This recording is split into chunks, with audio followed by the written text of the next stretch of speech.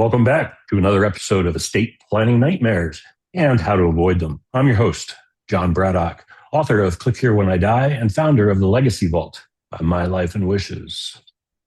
Let me start out today and ask you something. When you go to the beach, do you ever think about the lifeguard? Probably not, because when everything is calm, you don't notice them.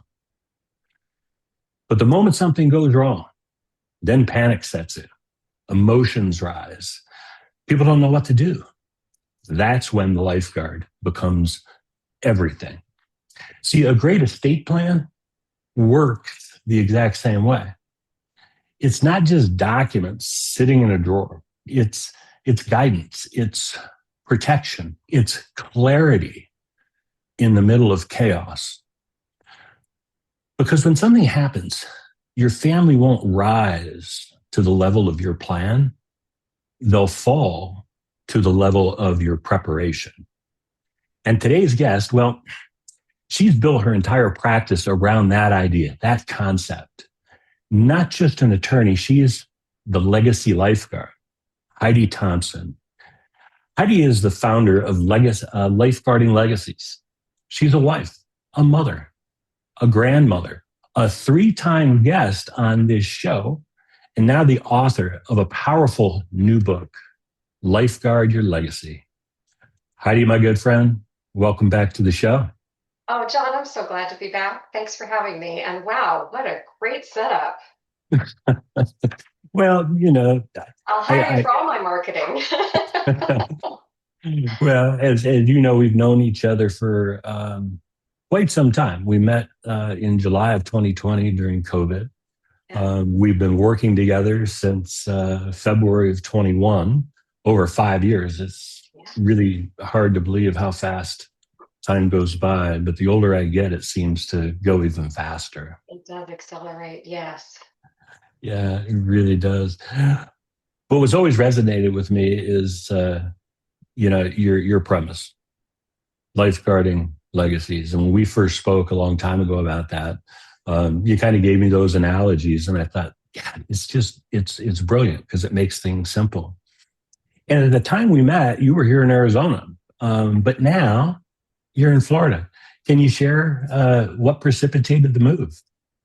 Oh, sure. So I lived in Florida from 98 to 2004 here in Central Florida. At the time, my husband worked for Disney. If you like rides like Rock and Roller Coaster and Mission Space, you can thank my husband. He worked on the pro formas that helped them open. So he's the finance guy. And I left Florida to go to law school, passed the Florida bar immediately upon law school, and that was the 2007-08 crash. So we didn't get to move back. It took us 5 states and 21 years to make our way back here for me to actually to land here. And the last 7 of those, 7.5, were in Arizona. And honestly, it's probably my second favorite place. Don't be mad. But this has always been the place my heart wanted to be. I bleed Mickey Mouse. I live for the beach. And that's what prompted the Legacy Lifeguard, which I got to be honest, probably didn't make a lot of sense sitting in the middle of the desert, but it still made sense to me somehow. So That's true. And I know you're still admitted to the Arizona bar. You still have a lot of clients out a here. lot of clients, yes. And And now that's not you're going away. I'll stay Arizona bar active forever. They're just, I think COVID and Zoom particularly, and a couple of the signing platforms and other things that have developed with technologies really made it so that we can do this job from anywhere. Clients don't have to miss a beat. I could be on a cruise ship, and if I have good Starlink service, I could be doing an estate plan working with a client from the middle. I haven't done that yet. I might, but I haven't yet. well, hopefully you won't. If you're on vacation and on a cruise, hopefully you won't have to work. Maybe you could wait till you get back. But it's nice to know you could if you need to. Exactly. Oh gosh. Well, hey, here's what I'm really excited to talk about. This book Oh, right here. As you can see, I've been through this quite a bit. because that's how I read. I read with sticky notes and highlighters so that I can remember things. And Lifeguard Your Legacy, it's a brilliant book, and I love it because it breaks everything down so simply. It covers everything that a person would need to know. You don't need to have a JD. You don't need to have a college education. Anybody can read and understand this book. So can you share with me the why behind your publishing this book just earlier this month, as a matter of fact? Yeah, well, and it was kind of on a rushed thing this month to finish it up. It's been my big, hairy, audacious goal since I moved here. So I wrote an Arizona version of the book back in 2020, about the time we met. I have not updated it, even though I should have, based on what came out last September when they changed some of the dollar amounts for simplified, for the probate small estate affidavits. So the book doesn't reflect the new numbers. But apart from those numbers, the Arizona book is still accurate for Arizona. When I got to Florida, I realized my Arizona book was utterly inadequate for the differences in laws here.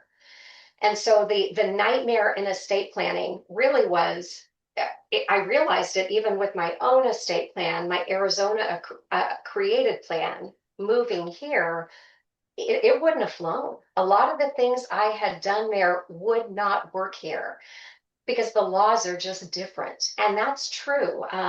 If you talk to professional trustees, they'll tell you when you move states, you really need to redo your plan. They'll call that a restatement of your plan, where you can use the same name and date as your old plan, but you now move it to the new state laws and set it up to make sure it will work for you.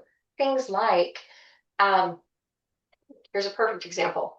My brother-in-law, Chad, he's like the perfect trustee. He manages money well. He loves my kids. He loves my grandkids. He will follow the directions. He'll do it in a timely manner. You can't have a better family member for this than Chad. But that's my sister's husband.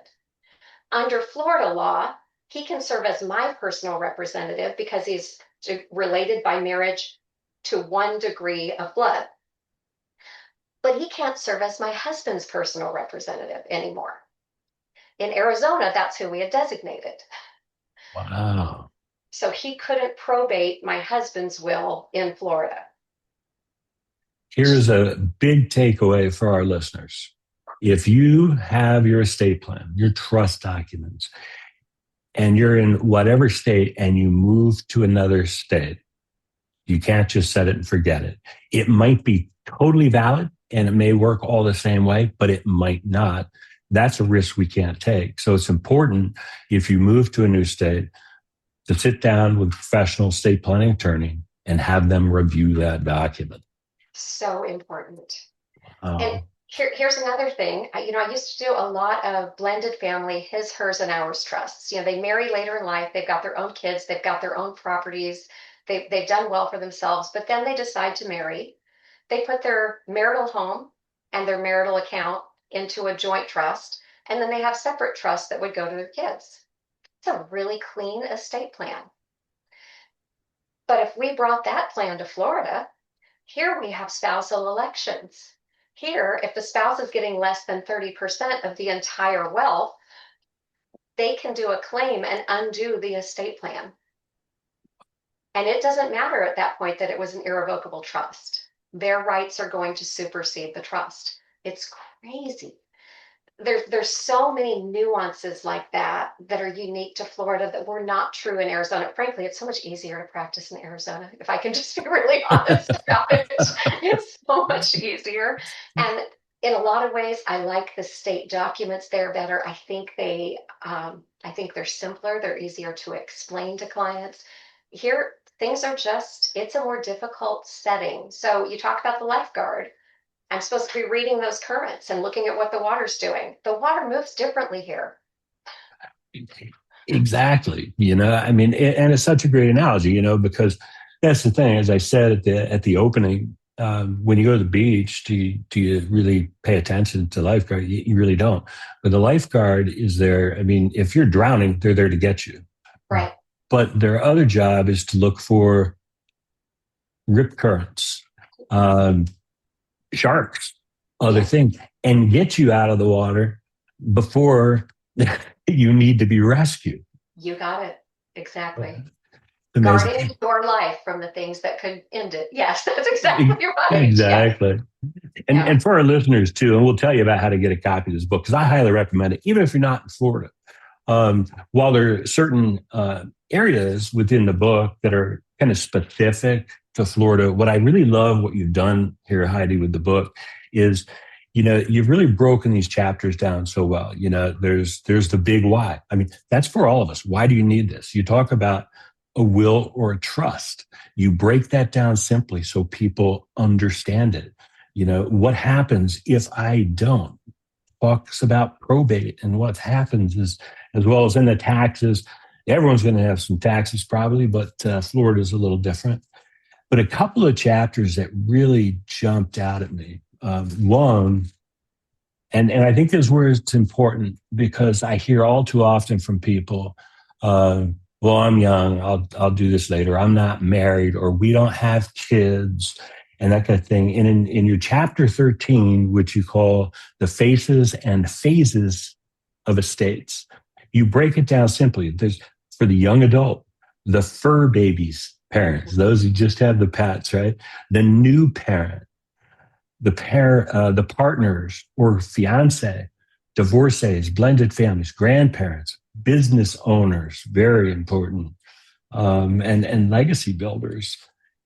And what resonates, we're both grandparents, so um, I wondered if that would sit with you.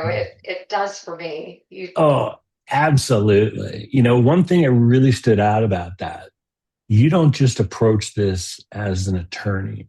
You've approached your estate planning career as a parent and now as a grandparent. So talk to me about how that shifted like the way you think about estate planning.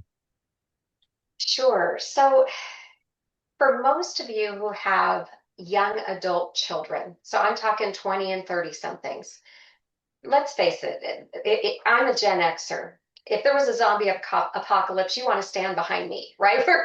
We know what we're doing. We were adults at 7. We're still the same in our 50s. It's But our kids aren't. Our kids don't have the same responsibility and maturity. And I don't say that in a mean way. I'm just saying that partly because we protected them from having to be as independent as we were in a lot of ways. So I know if I were to leave half of my estate to my 2 kids who are wonderful adults, I love them, but that would ruin them. They would be like lottery winners. They would be more broke 2 years after they got the inheritance than they were the day I got it to them. Um, because and let's face it, how many of us have ever had a lump sum to deal with that was that large? Not very many people. And even if you think all I've got is a house and a term life insurance policy, that could still be $250,000 pretty easily. Mm-hmm. That's a lot of money for a kid, and that could ruin them. Um, I know if so I had inherited, $250,000 in my mid late 20s, that money would have been gone within a year.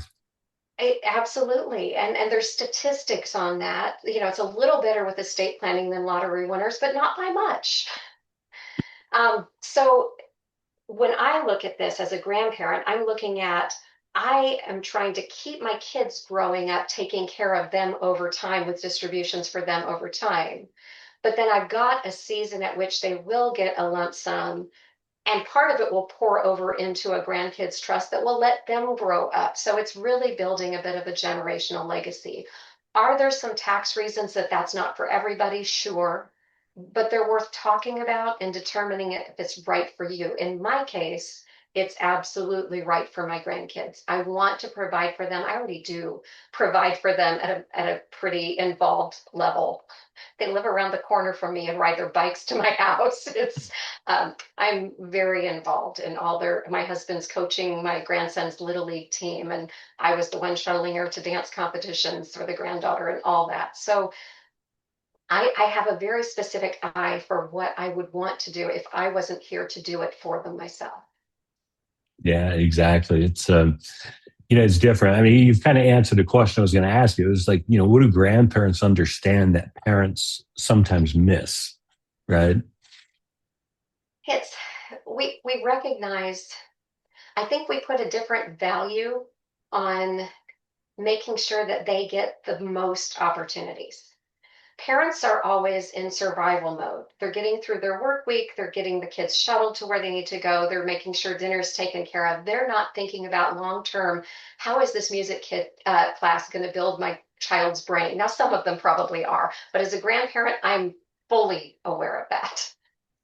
Yeah, exactly. I remember with our kids when they were young. I mean, you're exactly right. I mean, you're going from getting them to school early, getting to work, getting them after school, getting home, getting them ready for dinner, going through homework, getting them to bed and everything. And you're just so focused on the here, the right now, Yeah, which is not a bad thing, but no, we also have to take a step back and think, you know, what if, what do I want the future to look like for them? And I think as grandparents, we have like maybe a little more time. we have the Uh, luxury of imagining, of looking at them as an individual, looking at what their bents are and saying, wow, if I helped them with this, they could go on to do this, right? We have that luxury. And usually at the grandparent stage, we have a little bit more freedom of time and money than we had as parents. So mhm. we can build a little more legacy if we've made some good choices along the way. Yes, hopefully we've made good choices. You say something else in the book that I loved. You said estate plans don't fail on paper; they fail with people. Can you break that down a little bit? Oh, oh, there's so much around that. Choosing the right people for every role is so important.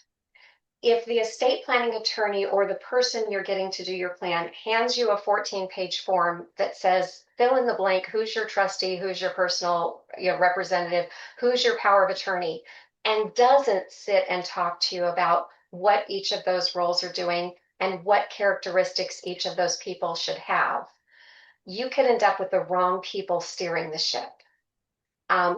Someone that is making your financial decisions, that's your trustee, personal representative, power of attorney, they need to have a good understanding of how money works. They need to be good at managing investments.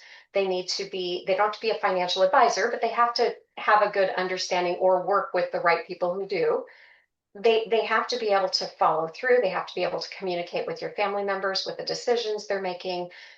They should be reliable on their follow through. They need to be good with paperwork. They need to file taxes on time. They have a big job. The person that's making your medical decision, that's an entirely different set of characteristics. This is someone who knows you well enough to know if you would take certain risks if a surgery is recommended and you can't make that decision, can ask the right follow-up questions of a doctor. They don't have to be medical, but they have to be a good advocate. They have to be able to, in a crisis situation, make an urgent now decision that everyone can live with. And they have to be able to communicate that out with family members in a way that doesn't create all kinds of extra drama and friction. So having the right people steering those ships is so important.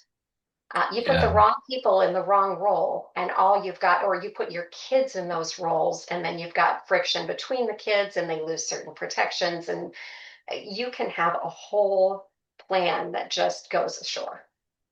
Yeah, absolutely. As and two real key points. One is obviously, you don't want your a child who's now an adult but really doesn't have a job and hasn't been able to hold one down being your financial power of attorney. It's probably not a good idea.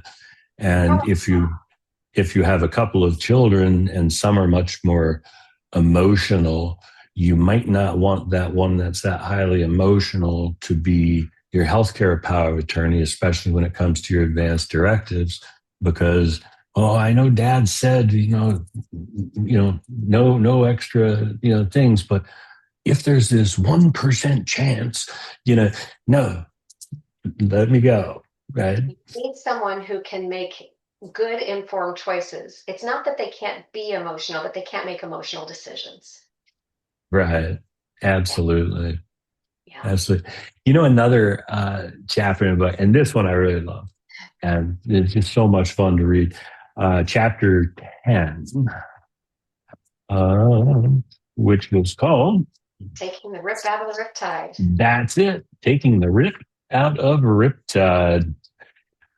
What I liked about that is that and I'm sure that this fiction has some reality. The names were changed To to protect the protect guilty. the innocent. Yes.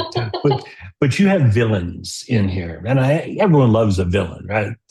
And what I really liked, you were very clever with the names. There was the first one was K Toss. Well, if you say that a couple times fast, it is chaos, right? Yes. Yes. And grab it all, Gunner, uh, grab it all. Yes. grab it all, And do and you divorce him and Gwenna Gold Dig and yeah. these were great. So, uh, t- tell me a little bit about this because I know these are real things that you have seen. And they're eye opening because it's things you don't really want to think about. So maybe fill us in on chaos or uh, gold dig be an interesting story too. Sure. Yeah. So good setup.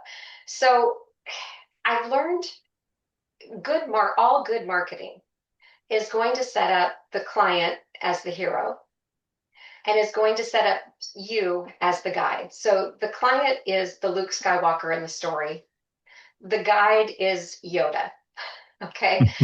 And they have to go through some series of challenges and face their villains. In that case, of course, it was Darth Vader to overcome and get to the end. In estate planning, it's no different. You're trying to figure out all of these issues, and there are people and situations that we can avoid with good planning.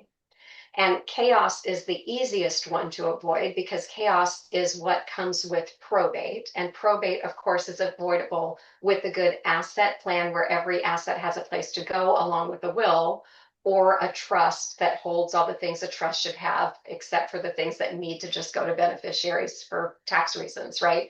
And this is all kind of talked about in the book. So chaos is avoided by making sure that we can avoid that probate and all the problems that go with it. He's probably the easiest of the supervillains to defeat.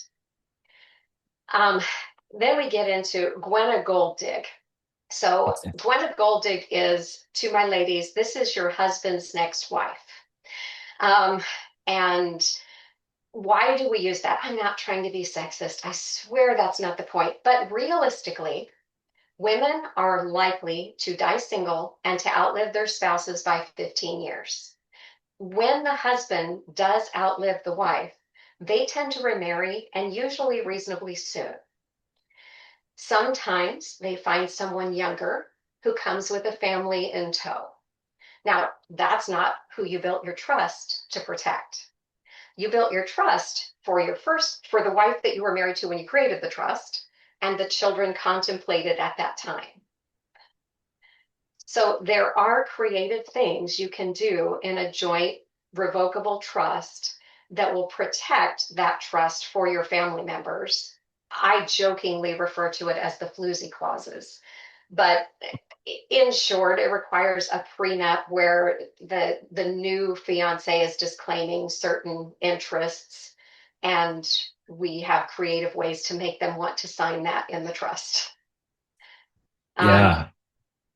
Wow. because you'll see it. You'll see those silver hair remarriages where, the guy remarries at 80 to a 70-year-old or a 60-year-old or a 40-year-old, whatever. And it all goes to them. And the kids are left going, wait a minute, what happened here? And it happens. So that's Gwen. Um, that I've known a few people through the years that who were older than I was, but when their spouse had died, the husband was still there, and one particular individual, it was within a month he was remarried Oh, to, you geez. know, a woman that was probably 20, 25 years younger. We referred to her as the trophy wife or whatever you wanted to call her. But, it's like, I don't, I don't get it. But yeah, I can see that if you don't have a properly structured estate plan, Right. that the monies that you intended to ultimately leave for your own children could get swept up into new stepchildren and other things. So, Absolutely. And if you're doing a will-based plan, you don't have protection from Gwenna. You have lots of other things that still work in a plan, but your will can be changed by you. Your trust will have provisions that make it so there's certain things you can't change. So important. that's it's just a different type of planning. And a lot of couples don't want those provisions. They say, you know what? I'll be dead. I'm going to trust you to do what makes you happy, and I'm going to trust you to take care of the kids. And that's okay. They're making that informed choice. At least they were aware of the threat of Gwenna and can choose to deal with that accordingly. But there are things that can actually prevent it. We've also got Do You Divorce Him, which is about your son's future fiance and what might end up with her if we don't do certain things right. But there are ways to deal with that in an estate plan as well. We've got Fido Cieri. I it's a depict it as kind of a German Shepherd looking creature, but it's the fiduciary that could be appointed if you don't appoint your own guardians. And that could be a state appointed that's draining the resources of your plan instead while they're trying to take care of you and may not understand what you would really want done. So that's a risk when the state is making your decisions at the state's cost. Um, who am I leaving out? I don't know who I'm leaving out. Sue, Sue Hugh, Oh, Sue Sue. Hugh. Yeah. All Yeah. right. Sue Hugh. All right. As the name implies, it's you're getting sued. You have a rental property. You didn't put any protection. You didn't put it in an LLC or have a good, coverage plan for it. And she's coming after your assets. That can undo a lot of what you created for your family. So there are things you can do with asset planning to look out for that as well. So yeah, there's lots of good tips that can all be solved for to defeat these supervillains. Yeah, absolutely. And again, I love, because so often as our listeners know, we'll talk about these nightmare scenarios and talk about situations. And what I love about our conversation today, with your book is we don't have to talk about a horror story. We can talk about a really good read, very educational, and some of the stories that we could go on and talk about as a nightmare scenario. You just outline them with supervillains. You've seen them happen, but I think it's important that people Gunner Barrymore, we understand. talk about Gunner. That's the one Yeah, I missed, Gunner. gonna This grab it all. one was inspired by a real case that I had where there was a trusted nephew that came in and loaded up a truck before the body was even cold. And, it wasn't all supposed to be his. Wow.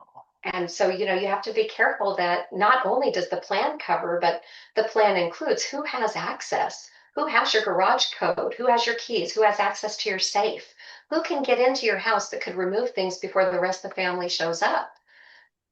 Probably something you need to guard against, or you could end up with a gunner. Yeah, that raises a question. So, what do family dynamics? Where do they really show up the most? I mean, you talk about Gunner, right? He shows up with a truck and starts loading his uncle's stuff in there. I mean, that's a nightmare to begin with. But how do family dynamics really show up the most? Because I know, my kids growing up, they couldn't agree on what we're having for dinner, what movie to go to. Um, I'm My pretty grandkids sure. can't get along in the back seat on a 20-minute car ride. Yeah, I'm sure this is common to everybody. Um, Exactly. let alone expecting them to all get along on how we're distributing everything when mom passes. There's some real emotional things that play into that. And it's not always money. Obviously, money's a big one. In fact, that all the lawyers know the jokes in our industry, that uh, criminal law is bad people on their best behavior, and family law is good people on their worst behavior, and that estate planning law and probate law is basically just family law but with money. So it's that's the industry joke that's been on standing for a long time. But the reality is, when we're dealing with grief, not everything that we want to take hold of makes sense. There was one family I talk about in my book, and it was not my story. I wish I could credit it to where I heard it first, but I do retell it in the book. That there was a family that had 5 kids, took a family vacation to Hawaii, bought one of those ABC store $3 dancing monkeys. I mean, dumb thing, right?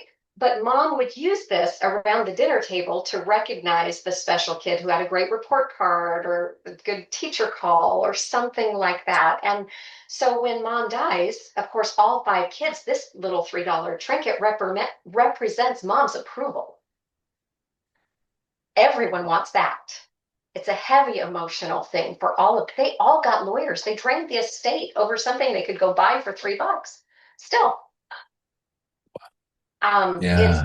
in my own family, my grandmother's sewing machine was probably worth $40 on its best day, but one of my aunts had it at grandma's passing. Another aunt was promised it, and the other one wanted it. Well, there's some bitterness to this day because that machine represented my grandmother. It's so true. And I think most people, even if they have a good estate plan, they might not have a personal property memorandum or much less keep it up to date. And the challenge is, like you say, um, mom promised to China to both the girls, and they're both going to fight over it. Yes, they are. And we Well, had, normally they don't, incidentally, but maybe that one they will. Normally, they don't want your stuff that doesn't fit in a bread box. They want the stuff that represents you. So if dad played a guitar in a band, they want that. They want mom's wedding ring. They want dad's Rolex. They want some other jewelry. They want the folded flag from grandpa. They want the family Bible that was written in for generations. They can replicate pictures. That's no longer a fight, right? But there are certain things, and I've learned in human behavior, if I don't start my clients by writing into the trust the things that they're most likely to fight over, then they're never going to fill out that property memo. If I can get their psyche processing the first few things, they might finish it.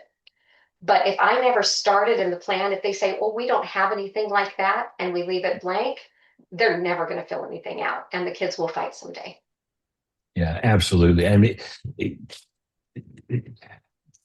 there are a lot of things that I may have that hold sentimental value for my kids, and for God's sakes, make sure you clearly specify where those things should go, because again, do you want the family fighting, having different attorneys spending $5,000-6,000 to see who gets a $3 trinket?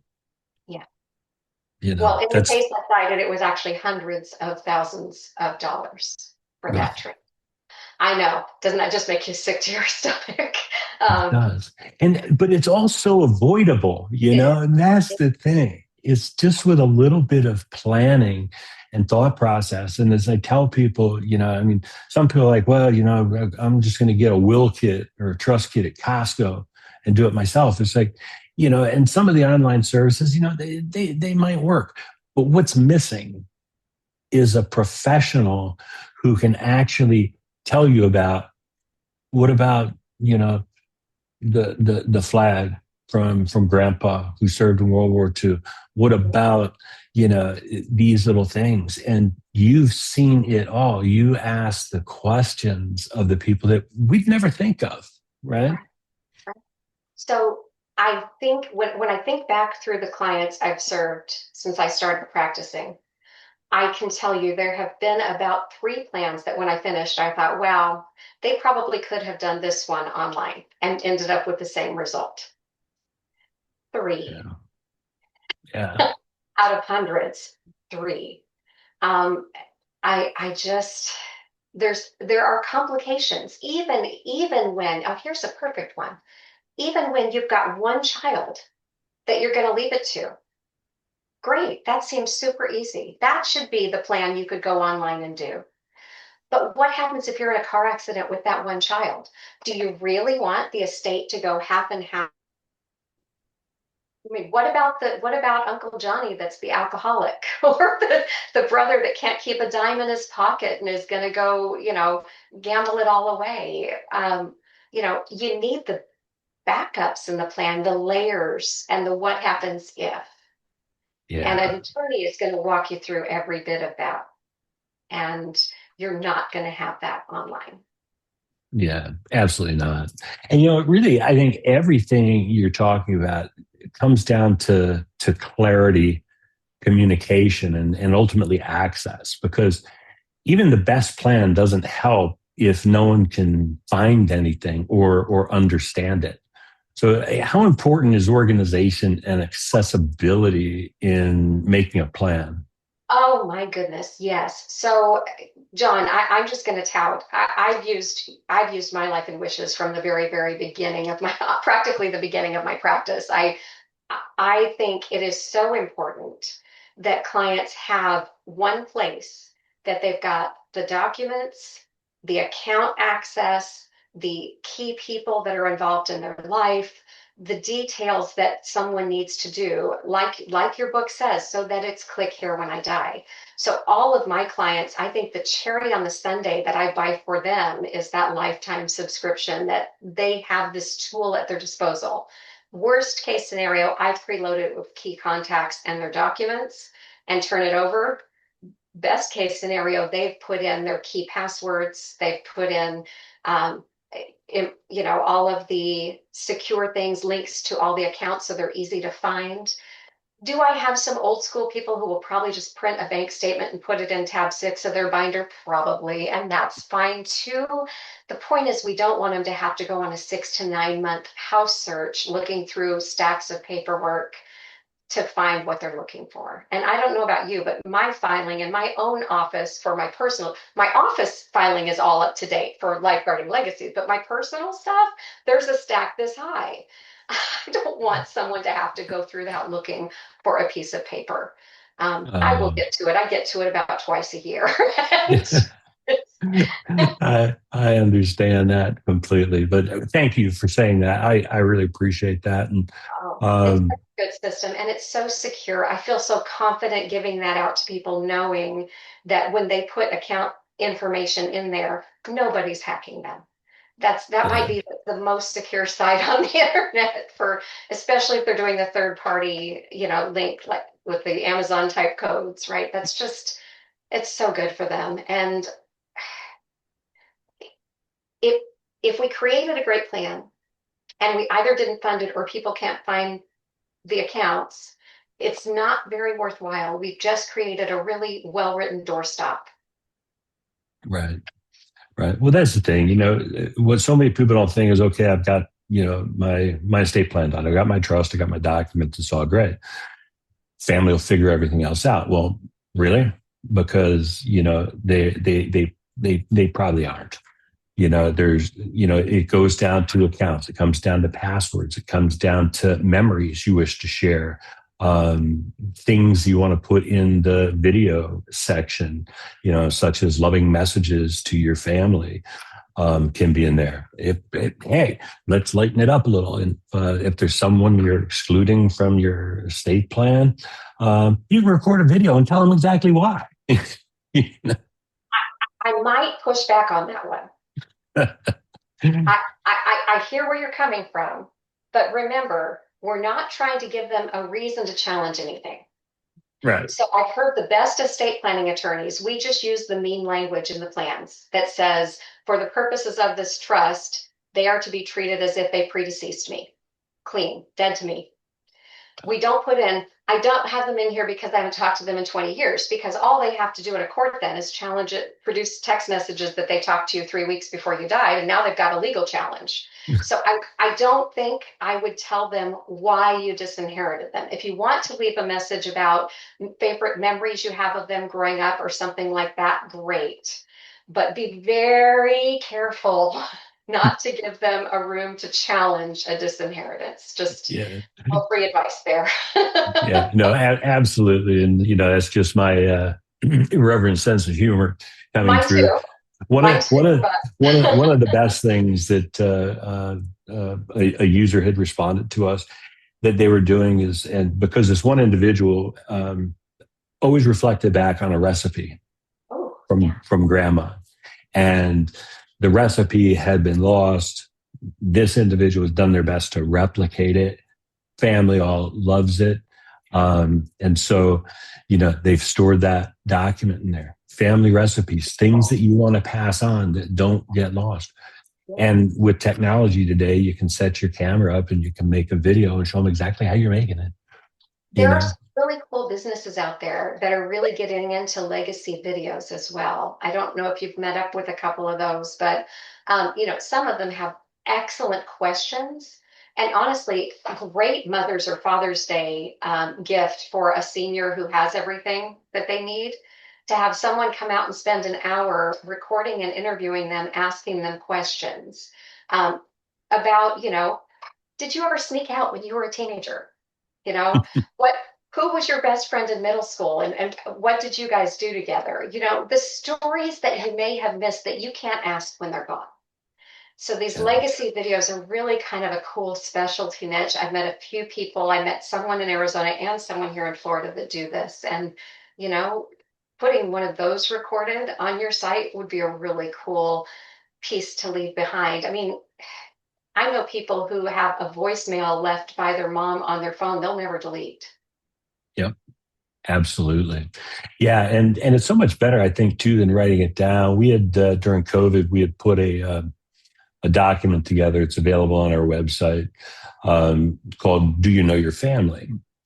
And there's like 100 and some questions. It goes through all those things like who was your best friend in high school? Who is this? Who is that? But what I tell people is instead of writing it down and putting it in there, which is a good step, record yourself reading it and answering those questions because then you've always got mom or dad or whoever it was, Yeah. preserved, right? And if you want to make it really fun, you sit mom and dad on a couch, you have the kids on the other couch, and the kids take turn asking the questions while the whole session's recorded. I mean, just think about the powerful moments you could capture and then preserve. That could be with your questions. That would, oh, I'm sorry, I get excited about that kind of legacy stuff. That piques a part of my heart. So Yeah, but if I let all the kids start asking questions and stuff, I mean, we'd be editing that thing forever. well, probably. But isn't that half the memory? Absolutely. Oh, wow. Hey, Heidi, this is exactly why I keep bringing you back because you don't just talk about documents, you talk about life, right? You talk about what actually happens to families if we don't prepare. And that's what I think really matters, right? So for folks, if you're listening right now, this isn't about someday. This is about making things easier for the people that you love. So Heidi, where can people grab the book, learn more about what you're doing? So the book is readily available now on Amazon, and it's available both on for print, like the copy that you ordered. Thank you for doing that, and on Kindle if people like to do that. And I will eventually include a download option on my website. It is not there yet. The Arizona older version is still there for free download with kind of a sign up for email thing. And yeah, so but my website is lifeguardinglegacies.com. And there's all kinds of information and videos and things that may be useful there. Some of it reappears in the book and makes a second appearance. Some of it doesn't. So That's awesome. And yeah, and you're welcome. Like I said, I think it's a great book. I do read some stuff on Kindle, but I'd rather hold something, in my hand and actually see the progress that I'm making. But I will include and have included all of your contact information as well as a link to Amazon for the book below in the show notes to make it easy for people. And I so appreciate you taking the time to be with us. John, this is just so much fun for me to sit and chat with you about all of this. And thank you for taking the time to read the book. That makes my heart happy. Absolutely. And as we wrap up, I just want to close out with, remember this. A lifeguard isn't there when things are easy. They're there when things go wrong. That's what a great estate plan should do. Not just exist, but guide your family when they're going to need it the most. Because one day, someone you love will be responsible for everything that you've built. You won't be there to explain it. So the question is simple. Will they feel lost or will they feel led? If you're still breathing, you still have time to get this right. And as always, remember, your life is your legacy. So plan ahead, and we'll see you next time.